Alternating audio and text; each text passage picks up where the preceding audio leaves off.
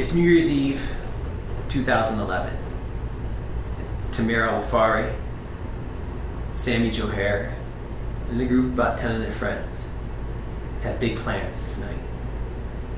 They are going to this party at the Radisson Hotel called the New Year's Eve Champagne Explosion. And they're not just going, they're going in style. They're not just getting a table, they're not just getting the VIP section, they're getting the most exclusive VIP section. It's probably about 30 feet wide by about 15 feet deep, and there's a couch in the back and a couple nice big sitting chairs and a table that's just filled with buckets of vodka, and there's mixers of orange juice and cranberry and a bucket of ice and cups stacked on the table. This VIP booth, and it's not cheap, it cost $3,000. And they were planning on having a good time, and I'm sure they were for most of the night, because they were planning ahead. They're going to tell you, they didn't even have a designated driver. They hired a limo to take them there and to take them home. The only reason why people hire a limo is because they plan on drinking a lot. Now, on this particular evening, it's about 11:30, and Terrell Hicks, he's at the party too, but he's working. He's a security guard. And about 11:30, he's walking, and his duty is to roam and check out the entire place and make sure that if anybody needs a break, they get it. Just make sure there's no problems, because this place is filled to capacity. There's over 2,800 people there. Even at 11:30 at night, there's still people lined outside the door at the front of the hotel, about 10 people across, and lines about 60 feet long, still waiting to get in. That's what a success this party is. And Terrell Hicks is walking past his VIP section, and he sees a young lady smoking. And she's got blonde hair, real attractive woman, and he walks up to her, because everybody knows you can't smoke inside of Michigan, and he says to her, "Excuse me, miss, there's no smoking inside, and so you have to put that out." And she does. She has a bit of an attitude, but she puts it out. And so he continues to roam and check on the rest of the party. And about a half an hour later, he's back in the same area, and he's walking past, and he sees that same woman smoking again. And this time he walks over to her and says, "Look, I don't want to have to put you out. I don't want to have to ask your group to leave, but there's no smoking in here, so you have to put it out." And again, she does so with a bit of an attitude, and he lets the whole group know that she's with that you can't be smoking.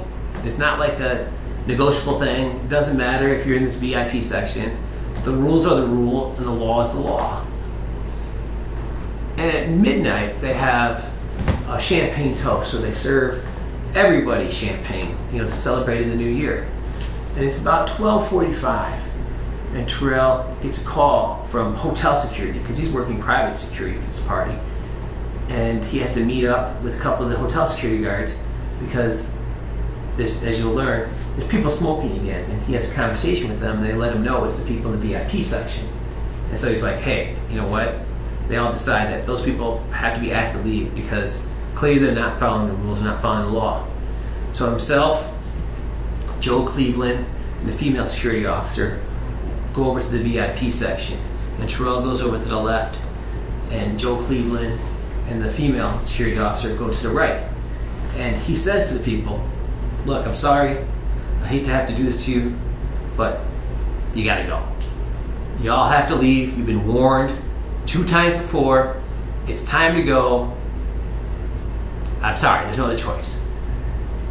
And at this point, a really big guy, probably about 6'2", 6'3", with really big muscles, somebody that looks like they work out all the time, steps forward and kind of chest bumps Terrell, kind of knocks him back, and says to him, "We're not going anywhere. We paid $3,000 for this effing suite, and we're effing not going anywhere." And at the same time, Terrell's going to tell you, he gets smashed in the side of the face, and he turns and he grabs the person that hits him, or the person he thinks hits him, the person standing right there, and they kind of tussle a little bit. And while he's tussling with this guy, he starts getting hit and kicked from the back of the head and the side of the head. And he knows, this is really bad. So he has this guy, and he kind of trips him and knocks him to the ground and lands on top of him. And he kind of takes his head and buries it in the guy's chest with his arm to the side, trying to protect his head. But while he's doing this, they continue to punch and kick and hit him.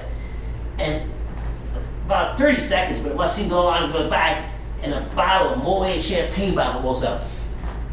He sees it, he grabs it, and he picks it up, and he gets off the ground and turns to his left. And right there, when he turns and looks, there's a guy holding a pipe, because these railings come apart. And these people at the party are taking them apart, and he's holding this pipe, and he's got it cocked back like a baseball bat. He's about to hit Terrell with it. Terrell sees him, so Terrell has a bottle in his hand. He steps forward and smashes the guy right square in the head. And that guy's name is Sammy Joe Hare. And Sammy Joe Hare drops the pole and kind of falls back, and Terrell is able to step back away from this group because this is a complete chaos. There's only like 3 or 4 security guards at the time, and about 15 of these guys that are all fighting with them, and they're way outnumbered. So he backs off, and there's an exit door right there, and he goes to get some more security because it's their job to try to keep this place contained. And he goes out the door here, which is the first entrance door, which is shown in this photo here. He goes out. This is the lobby. He goes out this entrance door, goes down to door number 2, where there's another security guard who lets him in, and he goes in there to get more security. But at this same time, while he's doing that, Tamir Al-Wafari and Sammy Joe Hare and a couple of their group follow Terrell out, and when they get out there, Terrell's not there, but they see this other individual.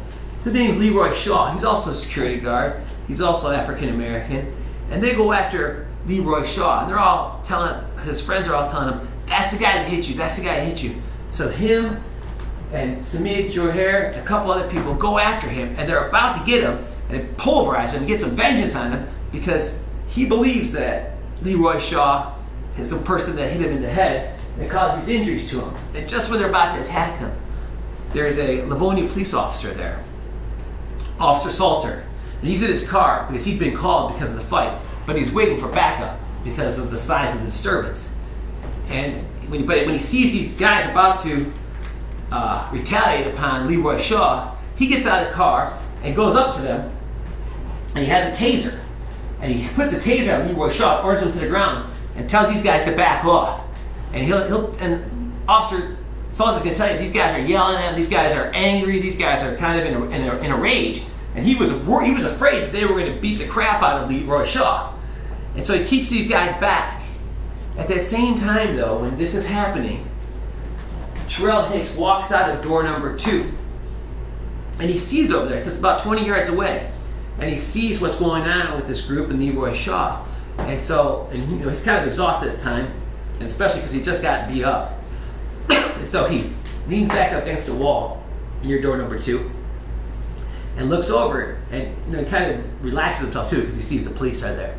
But at the same time, he sees Tamir Al-Fari walk around the cop and start pointing at him, starts yelling. You can't hear what he's yelling at the time, but he's coming at him. Him and another member of the group that he's with are coming at him, but Al-Wafari's in the front. And he can see it. Al-Wafari's yelling and pointing, he's got his fist clenched, and he can see him coming at him. And he knows this is the guys that just beat him up. And that they're saying, "This is the guy who hit you, this is the guy who hit you."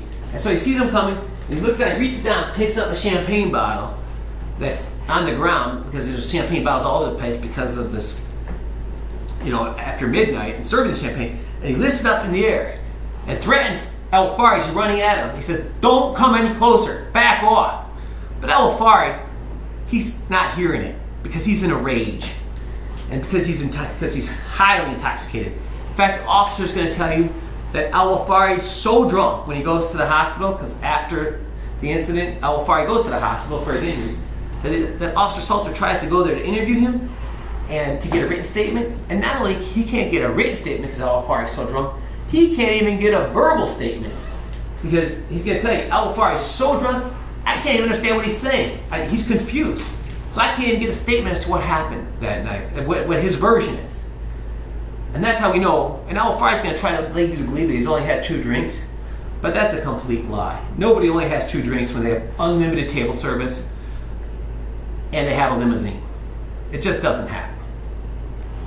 So Al-Wafari comes and he lunges at Terrell, And Terrell's got the bottle in his hand, but he doesn't swing it. And he knocks Terrell back, and the bottle falls from his hand, and they kind of grip each other up around the collar area, and they're kind of wrestling around. And Al-Wafari is a little bit bigger, you're going to see, than Tamir Hicks, maybe outweighs him about 30 pounds. And they kind of spin, and he takes Tamir Hicks and slams him up against the window. Because like around at the corner where number 2 is, there's sort of like a wall of windows, because that's where the hotel rooms are. And he slams him up against the windows, holding him there, and Terrell's trying to push him off. And Al-Wafari is going to admit all this to you. He's going to admit to you that he was angry and that he used poor judgment by attacking Terrell Hicks, because that's exactly what he did, and that's why Terrell was forced to defend himself. But Officer Salter sees this and when Terrell has a bottle there and Al-Wafari runs into him, of course his arm's going to come forward a little bit. So Officer Salter thinks that Terrell has hit Al-Wafari with the bottle, and he comes up and he's got his taser out and he's kind of pointing at him while they're kind of struggling and wrestling, and shoots the taser, and one prong hits Al-Wafari and one prong hits Hicks, and that's the only thing that stops Al-Wafari from loosens his death grip that he has on Hicks.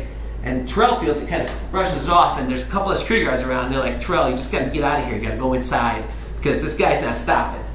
Because remember, the police officer's there, and that didn't stop Al-Wafari from attacking Hicks.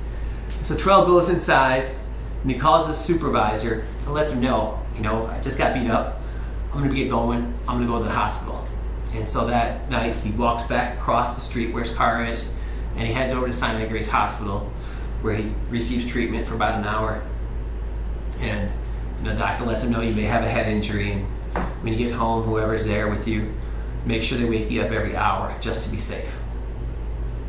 And it's not until about a week later when Detective Chalk from the Lowell Police Department calls Terrell Hicks and lets him know, hey, there's some allegations, I need you to come in and talk to me. And so Terrell, being, the law-abiding citizen he is, doesn't think to get a lawyer. He just sets up a time to go in and talk to Detective Chalk and do a written statement. Now Terrell thinks he's going there to talk about hitting Sammy Joe Hare in the head with a bottle, because he did hit Sammy Joe Hare in the head with a bottle. He doesn't know that he wants to talk about Tamir Al-Wafari, because nothing really happened between him and Tamir Al-Wafari. They had a little wrestling match, that's all that happened. And so he goes in and he meets with Detective Chalk and answers all his questions and gives him a written statement, outlining what happened that night. And you see, because Detective Chalk, well, I don't know who, but at least the prosecutor's office believes that, in fact, he was acting in self-defense against Sammy Joe Hare, because he admitted to hitting Sammy Joe Hare in the head with a bottle, but he didn't get charged with it. And the only reason why he didn't get charged with it is because they know that he was acting in self-defense. And that's very important, because each and every one of us have a right to defend ourselves. The law gives us all the right to protect ourselves. And what's critical as part of the law is that you as jurors have to put yourself in the shoes of Terrell Hicks. And that's a hard thing to do, to try to imagine what it would be like to get beat up like that, kicked in the head, punched, knocked to the ground, and then a minute later have one of the same people that just did all this to you come at you with their fists flying, attacking you in a drunken rage, and be in a position that you have to defend yourself. But that's when you have to try to put yourself in his shoes to try to imagine what that's like. And that's the only way you can deliver Terrell Hicks justice, is to see the world through his eyes. And I'm gonna do the best I can to help you see that. Because when you do see that, and you apply the law in this case, and the most important law besides self-defense is also the presumption of innocence. And that's to truly look and see and hear all the evidence and see the exhibits through the eyes of presuming, that means to believe something without having any facts to support it, that in fact Terrell is innocent. That's the only way you can give him justice. And when you do that, I think it'll be pretty clear to you that he acted in self-defense, that their own witnesses are going to tell you, the people they're calling to prove their case are going to tell you he acted in self-defense. And Tamir Al-Wafari, he was going after Terrell Hicks that night for vengeance. He didn't get it because he was stopped by the police. And now, 6 months later, he's still seeking vengeance. But he's seeking it in a different sense. He's looking to you to deliver the vengeance that he wants in the form of a conviction against Terrell Hicks. But I think that he's not going to get it, because you, in fact, will see the truth of this case. And the truth is that Terrell Hicks is not only not guilty, but he's absolutely innocent, because he was doing what he had to do to protect himself and defend himself. Thank you.